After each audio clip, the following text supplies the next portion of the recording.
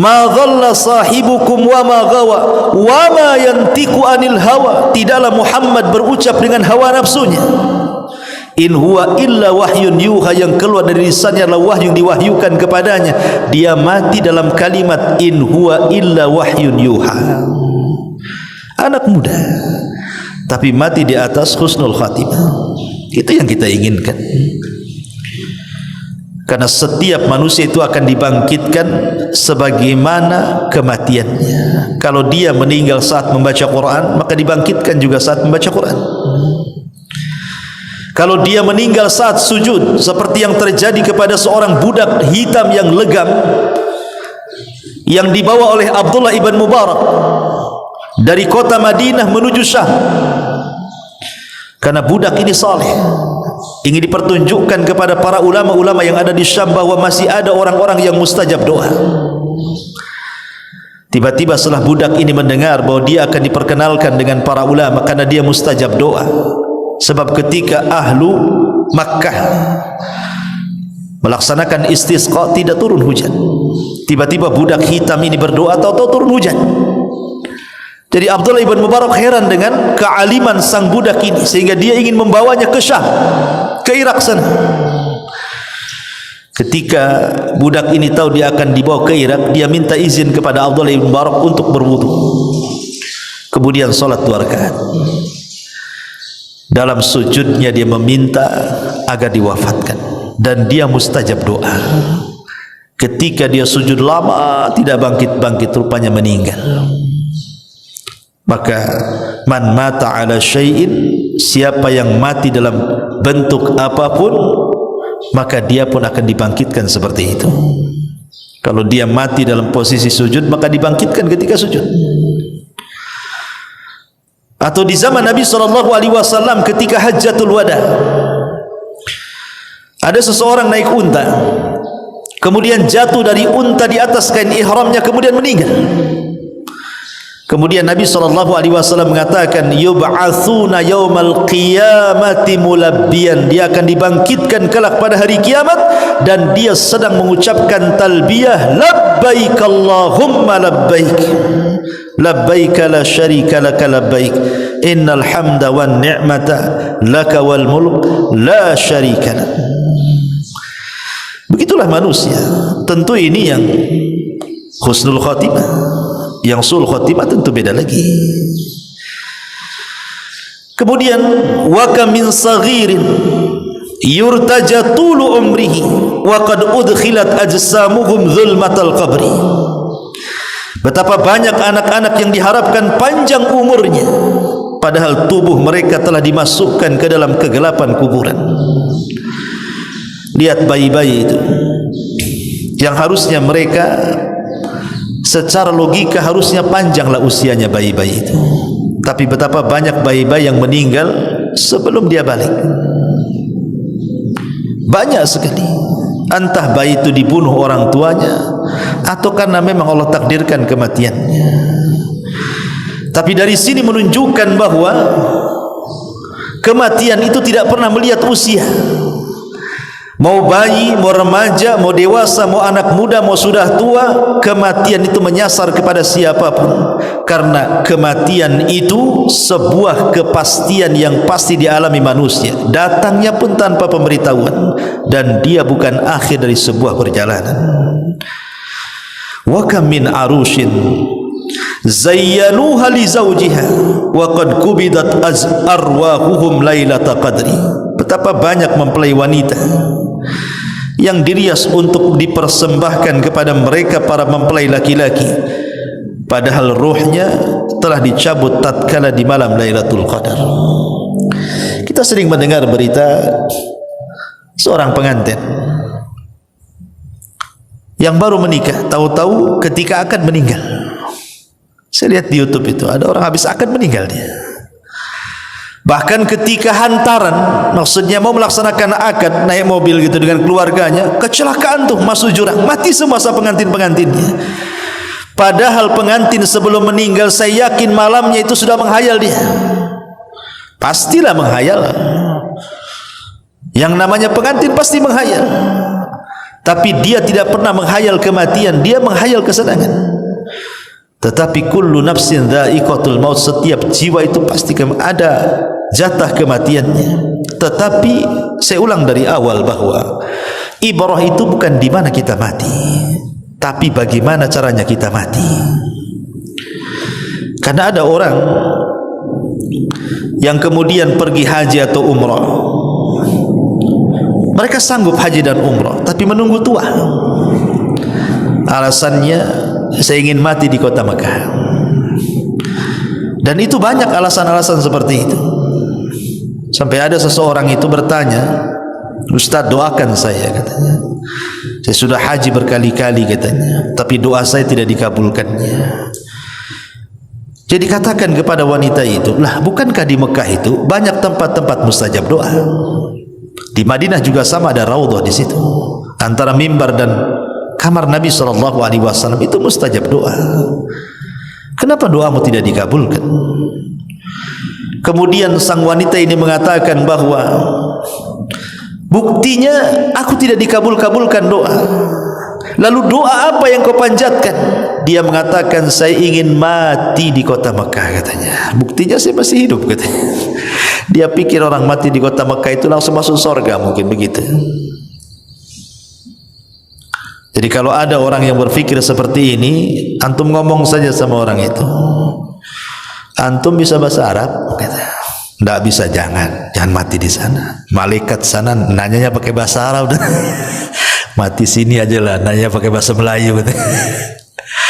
Ma'asyiral muslimin yang dimuliakan Allah Azza wa Jalla, dari sini kita tahu bahwa ada orang-orang yang Allah takdirkan kematiannya indah sekali, tapi ada yang Allah takdirkan kematiannya su'ul khatimah. Ada seorang syekh bercerita, di zaman ulama salaf dulu ada seorang saleh, anak muda saleh, anak muda yang sangat soleh sekali. Dia seorang muadzin, seorang yang suka memandangkan azan. Kalau orang dulu kan azan pakai menara, naik ke atas. Sekarang pakai mic saja kan. Karena dulu orang naik ke atas menara supaya suaranya terdengar. Lah menara masjidnya itu berdekatan dengan gereja. Menara masjidnya itu berdekatan dengan gereja, dan di gereja itu ada biarawati wanita yang sangat cantik.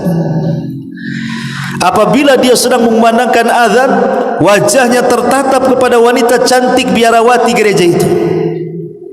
Entah setan apa yang merasuki jiwanya, akhirnya dia pun, karena setiap hari azan, setiap itu pula dia melihat, dan wanita itu pula melihat dia.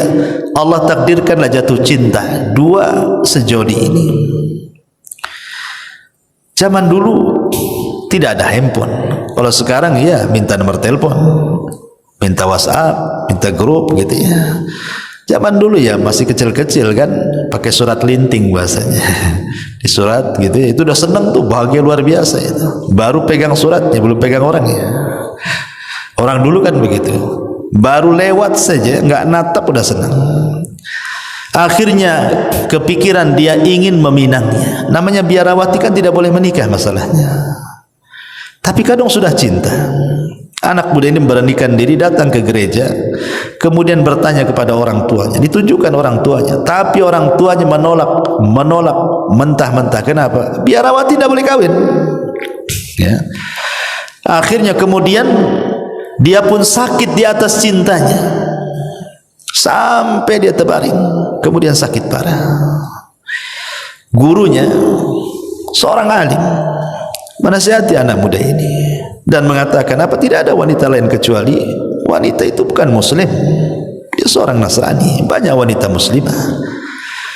Tapi anak muda ini mengatakan, tidak, hatiku sudah tertambat kepada dia, bagaimanapun caranya aku harus mendapatkan dia. Kata sang alim, bagaimana kau mendapatkannya? Dia Nasrani, pun bapaknya tidak menyetujui pernikahanmu, sudah tinggalkan saja daripada kau sakit seperti ini. Tiba-tiba anak muda ini mengatakan, demi Allah wahai Syekh, kalau Allah subhanahu wa ta'ala tidak takdirkan aku berjumpa dengan dia di dunia, janganlah Allah takdirkan aku tidak berjumpa dia di akhirat, katanya. Kata Syekh mengatakan, bagaimana caranya? Bagaimana caranya engkau akan berjumpa dengan dia di akhirat?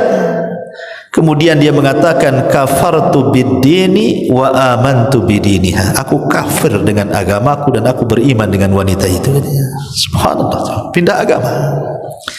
Kafartu bid-dini wa amantu bidiniha. Aku kufur dengan agamaku dan aku beriman dengan agama dia. Kemudian dia mati. Subhanallah. 1 tahun setelahnya, kemudian wanita itu mendengar bahwa laki-laki yang mencintainya sakit kemudian meninggal. Dia pun sakit. Sakit di atas cinta dua-duanya. Maka Syekh ini mendatangi wanita itu dan menasihati. Wanita itu juga mengatakan, engkau sudah tahu masalahku dengan laki-laki itu wahai Tuan? Ya, sudah tahu. Kemudian dia pun mengatakan kalimat yang sama, kalau Allah takdirkan aku tidak berjumpa dengan dia di dunia, janganlah kemudian Allah takdirkan aku tidak berjumpa di akhirat, katanya. Kata Syekh ini, bagaimana caranya? Dia mengatakan, kafartu bid-dini wa amantu bidinihi. Aku kufur dengan agamaku Nasrani, aku beriman dengan agama dia Muslim. Subhanallah. Allah pisahkan di dunia, Allah pisahkan lagi di akhirat. Enggak ketemu. Yang satu masuk Nasrani, yang satu pula masuk Islam, agak silang. Ya. Tapi begitulah kematian. Sampai ada seorang Syekh juga bercerita, ada anak muda saleh, talabul ilmi. Dia mencari pekerjaan. Akhirnya kemudian dia dapatlah pekerjaan di kapal yang suka mengangkut kontainer-kontainer besar dari negara ke negara. Akhirnya dia pun naiklah ke kapal tersebut. Kebetulan kapal ini mengarah ke India. Karena dasarnya orang alim, dia berusaha berdakwah di atas kapal itu. Di kapal itu tidak pernah ada orang azan, dia azan. Tidak pernah ada orang qomat, dia qomat. Tidak ada orang pernah solat berjamaah, dia ajak orang satu kapal solat jamaah. Senanglah orang-orang kapal itu. Sampai pada waktunya kapal ini menyandar di sebuah kota, isinya maksiat. Kota itu maksiat semuanya. Kemudian setelah tahu anak muda ini bahwa kapalnya harus ngedok di situ, bersandar di situ, kan harus menurunkan barang dan menaikkan barang, dia pun tidak berani turun karena dia tahu ini negara syubhat. Tetapi kawan-kawannya berusaha untuk mengajak dia, ayolah turun, masa kau enggak bosan di kapal, katanya. Turunlah, nengok-nengok saja.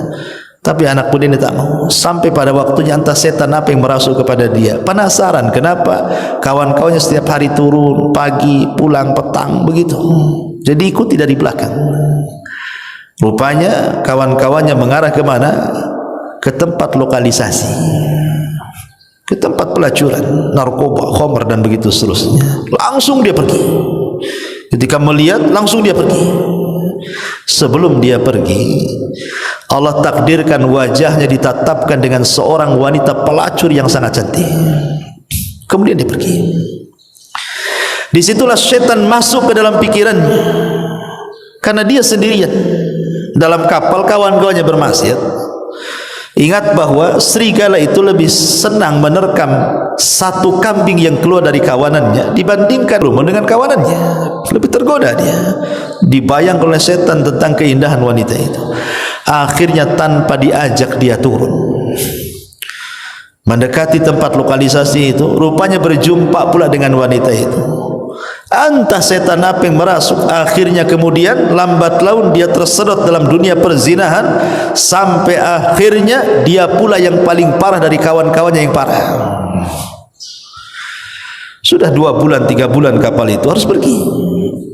Rupanya semua penumpang kapal itu, nakoda-nakodanya, awak-awak kapalnya dah masuk. Anak muda pula tak ada. Dia yang paling soleh, dia pula yang tak ada di kapal. Sehingga sang nakoda ini mengatakan, mana itu anak muda yang soleh itu, mana? Maka orang-orang mengatakan, si fulan telah tersesat, si fulan lebih buruk daripada kami, katanya. Kalau begitu, bawa dia, masukkan ke kapal, kita mau berangkat balik. Akhirnya kawan-kawannya turun. Rupanya laki-laki itu sedang teler bersama seorang wanita pelacur. Mau diajak balik tak mau dia. Dia mengatakan kalau kalian mau balik, baliklah katanya, aku di sini saja. Subhanallah. Tetapi karena tanggung jawab nahkoda, dia mengatakan angkat ikat bawa ke kapal. Karena orang mabuk. Sampai di kapal, pulanglah. Sudah tidak ada suara adzan, tidak ada suara qoma, tidak ada salat jamaah, tidak ada orang ngaji lagi, ikhwan. Sampai satu malam, tiba-tiba di satu kamar kapal itu berteriak luar biasa kesakitan, yang tidak ada yang tahu rasa sakitnya kecuali Allah. Rupa yang berteriak itu anak muda yang soleh itu.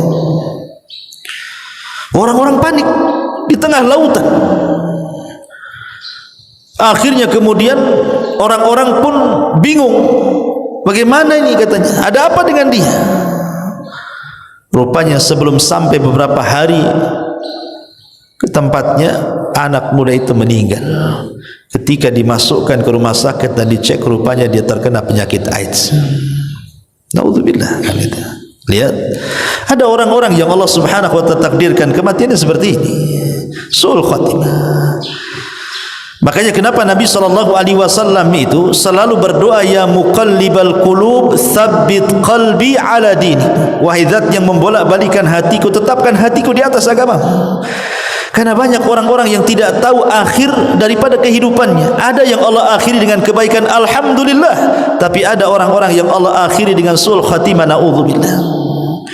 Dan kisah ini banyak. Lihat kalau kita di Batam saja, kita melihat, kadang-kadang kita di Batam ini baru tahu setelah kita melihat YouTube, setelah viral, baca Quran, ya kan?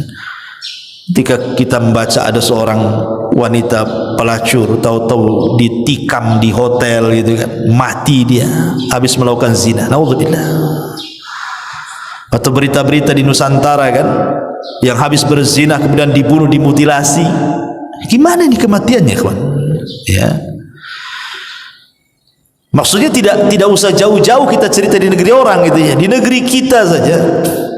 Sampai waktu saya di Bengkong tuh, ada seorang RW, tidak sebut Bengkong mananya, mati ditandas di kamar mandi, tersungkur gitu, kayak sujud di kamar mandi.